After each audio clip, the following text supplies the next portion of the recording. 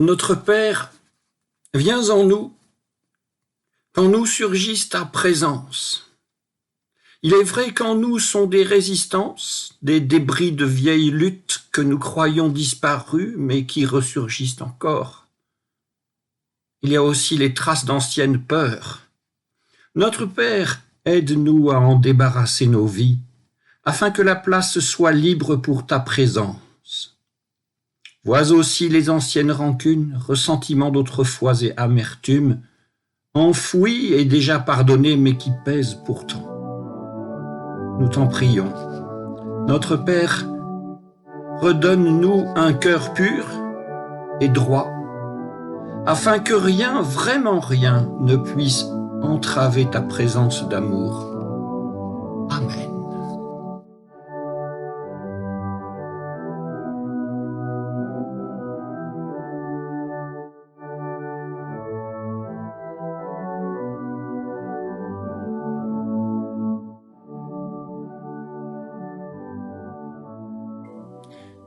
C'est l'évangile de Luc, c'est le 6e chapitre, et nous lirons à partir du verset 39, avec la conscience qu'il y a un long parcours qui est accompli, peut-être accompli, qui est peut-être accompli au moment où Jésus ajoute ce que nous allons lire à quantité d'autres choses, dont des bénédictions, des malédictions,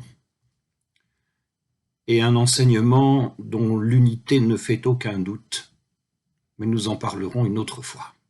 Pour l'heure, Luc 6, 39, et nous lirons jusque 45. Jésus leur dit, donc à son assistance, mais aussi à ses disciples précisément, leur dit aussi une parabole. Un aveugle peut-il guider un aveugle ? Ne tomberont-ils pas tous les deux dans un trou ? Le disciple n'est pas au-dessus de son maître, mais tout disciple bien formé sera comme son maître.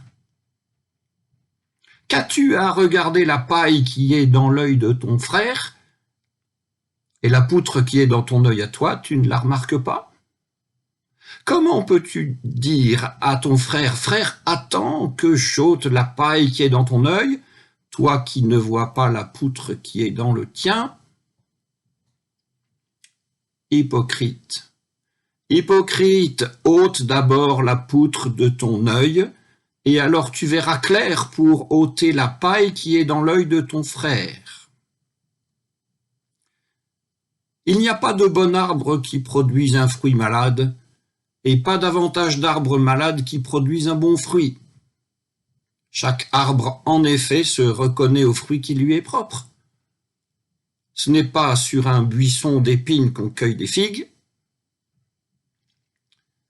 ni sur des ronces que l'on récolte du raisin. L'homme bon, du bon trésor de son cœur tire le bien, et le mauvais de son mauvais trésor tire le mal. Car ce que dit la bouche, c'est ce qui déborde du cœur.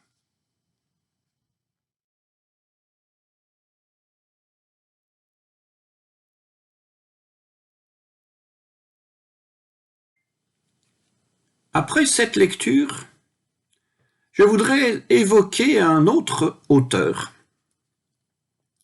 le prophète Jérémie, qui, au meilleur de son inspiration, imagina un futur dans lequel le frère et son prochain n'auraient plus jamais à échanger des propos du genre « Mon frère, je vais te dire parce que moi je le sais, ce que Dieu veut de toi. » Et l'autre, dans de telles circonstances, évidemment, de répondre « Mon frère, je vais te dire parce que moi je le sais mieux que toi, ce que Dieu veut de toi. » C'est une petite adaptation de Jérémie 31-31. Qu'est-ce qui était en cause au temps de Jérémie ? La politique étrangère, le culte au temple de Jérusalem, la perspective d'un exil, la manière dont vivaient les gens, plus ou moins morale, comme souvent en temps d'urgence, toute chose que la loi, Torah, qui veut dire le chemin, évoque, tout en requérant réflexion, interprétation et prise de responsabilité sur le court terme, sur le long terme, des responsabilités collectives, duelles, c'est-à-dire à deux, et individuelles, c'est-à-dire tout seul. Dans cette perspective, si cette délibération de la loi pouvait être menée à bien, une sorte de visée permanente portée par une délibération permanente, tous ces gens auraient pu vivre ensemble et devenir un peuple. Le mot peuple est parfois un peu péjoratif selon les auteurs et les circonstances, mais ici, par Jérémie, il est clairement employé dans une perspective laudative, de la louange et de l'espérance. Puisse-t-il devenir peuple pour moi, dit le Seigneur Dieu qui est prêt à les aider. Le peuvent-ils? La réponse, selon Jérémie, est connue. Ils le peuvent, ou plutôt ils le pourront, lorsque le Seigneur Dieu inscrira lui-même sa loi, le bon chemin, la Torah, dans leur cœur. Le mot à mot est même plus beau encore que ce que nous venons de dire. C'est lorsque le Seigneur donnera sa loi dans leur cœur. Mais le futur ne suffit pas à constituer ici le sens. Le don de la loi n'est sans doute pas achevé, mais il est sans doute déjà commencé. Autrement dit, le cœur de l'homme n'est pas ou n'est déjà plus hermétique aux 5 commandements de la loi, et l'intelligence de l'homme n'est donc pas incapable d'une méditation personnelle et fraternelle. Tout ceci, nous pouvons l'appeler espérance de Jérémie. Et nous pouvons faire le bilan de cette espérance en lisant les chapitres 32 à 52 du livre de Jérémie, bien sûr, mais pas seulement. Car l'espérance du livre de l'Exode, l'espérance aussi du livre du Deutéronome pourrait bien être ainsi aussi évaluée. Il y est question de loi donnée, et mieux que de loi, il y est question de distance entre l'homme et son frère, entre l'homme et la loi, et entre l'homme et Dieu. Eh bien, à l'extrême de l'accomplissement de l'espérance de Jérémie, la distance entre l'homme et la loi est nulle. Nulle aussi la distance entre l'homme et Dieu. Nulle aussi est la distance entre l'homme et son frère par la parole qui les différencie et qui les unit. Mais cela s'inscrit tout de même dans une sorte de futur. Et nous demandons, d'ici là, qu'en est-il? Et puisque nous avons lu des petits fragments de Bible, j'ose dire que c'est le temps du fragment ou le temps de la distance infinie. Après avoir prononcé des bénédictions et des malédictions, après avoir prêché l'amour des ennemis jusqu'à leur donner plus que ce qu'ils veulent vous prendre, après avoir ordonné de ne pas juger, après ce programme considérable, et comme si cela ne suffisait pas, comme si cela n'était pas déjà impossible, Jésus en rajoute. Jésus ajouta encore une parabole, lisons-nous. Et cette parabole est difficile à cerner, puisqu'elle est composée de petits fragments imagés, chacun intéressant, et qui peut-être constituent un ensemble. Eh bien, commençons par le premier de ces fragments. Aveugle. 2 aveugles, l'un guidé par l'autre, vont s'en aller tomber dans un trou. L'histoire est vieille comme le monde, et l'allégorie est usé jusqu'à la corde. Reprise ici sans qu'il soit possible de dire qui est l'aveugle qui guide, ni qui est l'aveugle qui suit, et après tout. Peut-être sont-ils, chacun à son tour, guides et guidés. Peut-être faut-il dans ce discours, à ce moment-là du discours, penser que tous sont aveugles, qu'il n'y en a pas un pour guider ou racheter l'autre.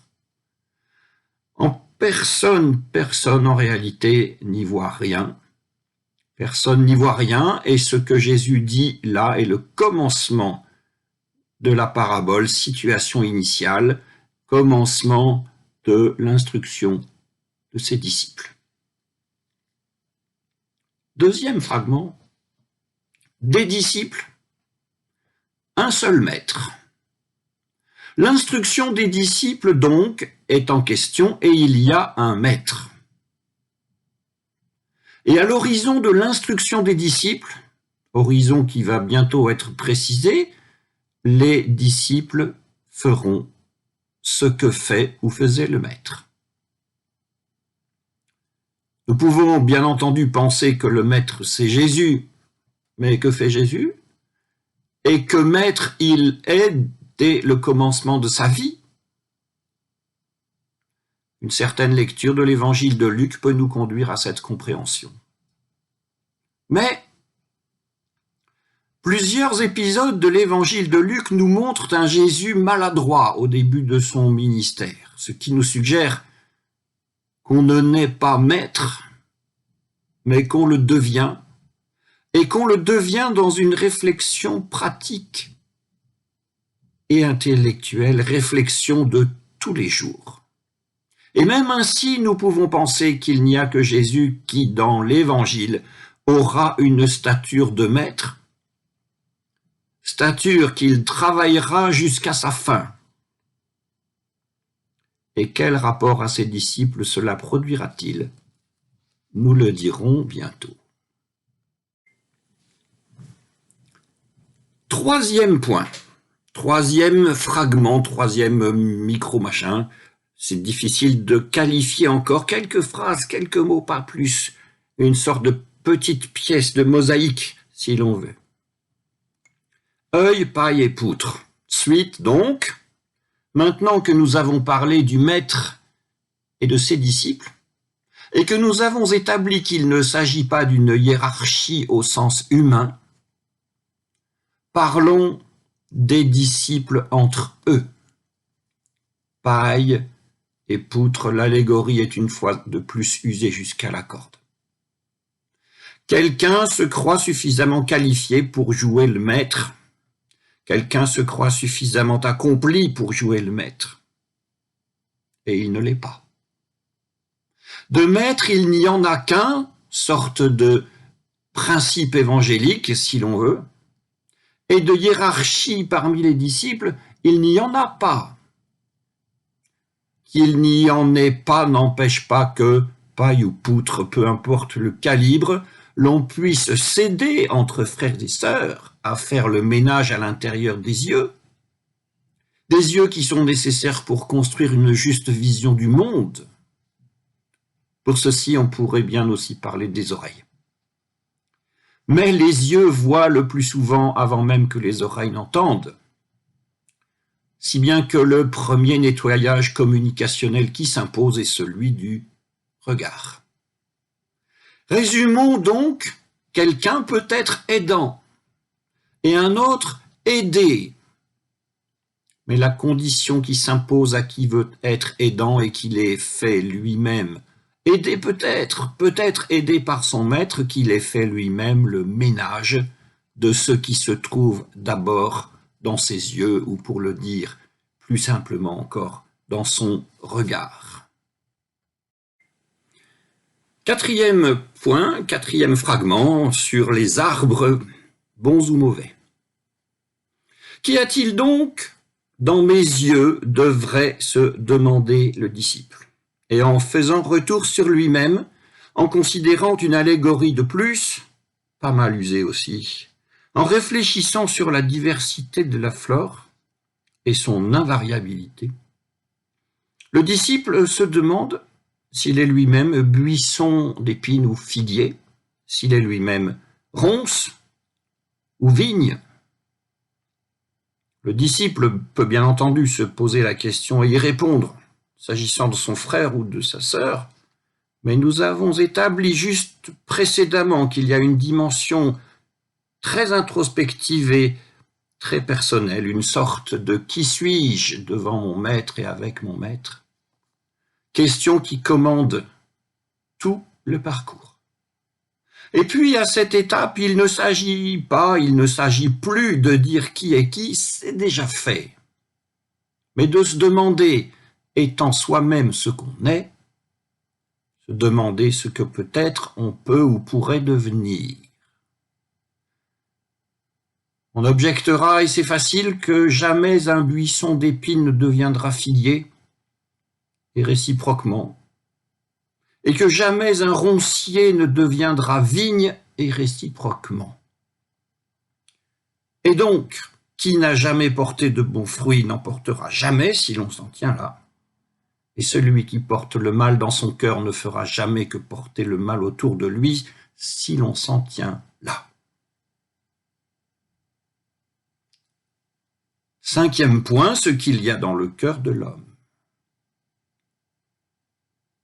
Celui qui est bon fruit, celui qui porte de bons fruits sera-t-il toujours bon arbre? Celui qui en porte de mauvais sera-t-il toujours mauvais arbre? Dans toute cette parabole, ce qui est dit atteste et promet l'idée contraire. Contre les invariants de la botanique, contre les préjugés, contre le désespoir qui parfois vous inhibe, il n'est pas gravé dans le marbre. Non, il n'est pas gravé dans le marbre que celui qui suit son maître est condamné à répandre autour de lui le mal, la souffrance et toutes sortes de tourments. L'homme mauvais et l'homme bon ont à suivre, certes chacun son propre chemin, mais tous deux ils sont dans le sillage du même maître. Même si nous avons essayé de conserver à cette méditation un air de généralité, on dira que ce maître est Jésus de Nazareth. En commentant le fragment de Jérémie tout à l'heure, nous disions que le temps du fragment était le temps de la distance infinie, le temps d'une espérance très très lointaine. La parabole de Luxis que nous avons lue, qui est aussi un fragment, rassemblant d'autres sous-fragments, déjà plus large, déjà moins isolé de l'ensemble d'un livre que nous connaissons un peu mieux que le prophète Jérémie. Cela nous donne une espérance plus proche et peut-être même plus concrète. Cette espérance que nous pouvons envisager d'habiter, avec laquelle nous pouvons entreprendre de vivre, comme le dit Paul, un autre fragment encore. Rendons grâce à Dieu qui nous donne la victoire par notre Seigneur Jésus-Christ. Ainsi, mes frères, mes sœurs, bien-aimés, soyez fermes, inébranlables, faites sans cesse des progrès dans l'œuvre du Seigneur, sachant que votre peine, votre labeur, votre travail n'est pas vain dans le Seigneur et pour le Seigneur. Amen.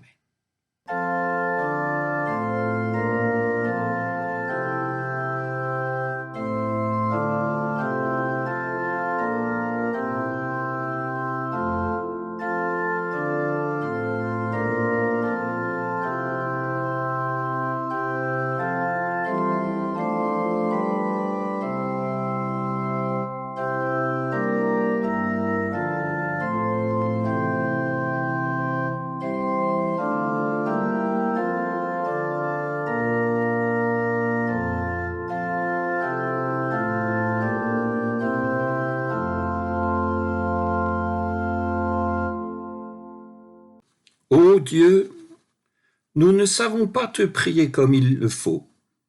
Viens toi-même dans nos cœurs intercéder par ton esprit, pour nos familles et nos amis, pour tous ceux qui souffrent, les malades et les mourants, les infirmes et les vieillards, les pauvres et les isolés, les torturés, les exilés et ceux qui souffrent de la guerre. Nous te prions. Nous te prions, ô Dieu, pour toutes celles et tous ceux qui luttent, qui cherchent, qui désespèrent, pour ceux qui sont abattus par l'épreuve ou dont la foi chancelle, pour ceux qui connaissent la tentation, pour ceux qui t'oublient dans la prospérité ou dans la joie, nous te prions. Ô Dieu, pour notre cité et notre peuple, pour ceux qui nous gouvernent, pour nos villes et nos campagnes, pour tous les peuples de la terre et pour la paix du monde, nous te prions. Ô Dieu, pour notre Église, pour celles et ceux qui exercent un ministère parmi nous, pour l'Église universelle, pour sa fidélité et sa vigilance dans l'attente de ton royaume, pour son unité, nous te prions, ô Dieu. Et comme il nous a été appris et commandé, nous te disons, notre Père qui es aux cieux, que ton nom soit sanctifié, que ton règne vienne, que ta volonté soit faite sur la terre comme au ciel. Donne-nous aujourd'hui notre pain de ce jour. Pardonne-nous nos offenses comme nous pardonnons aussi à ceux qui nous ont offensés. Et ne nous laisse pas entrer en tentation, mais délivre-nous du mal. Car c'est à toi qu'appartiennent le règne, la puissance et la gloire, pour les siècles des siècles.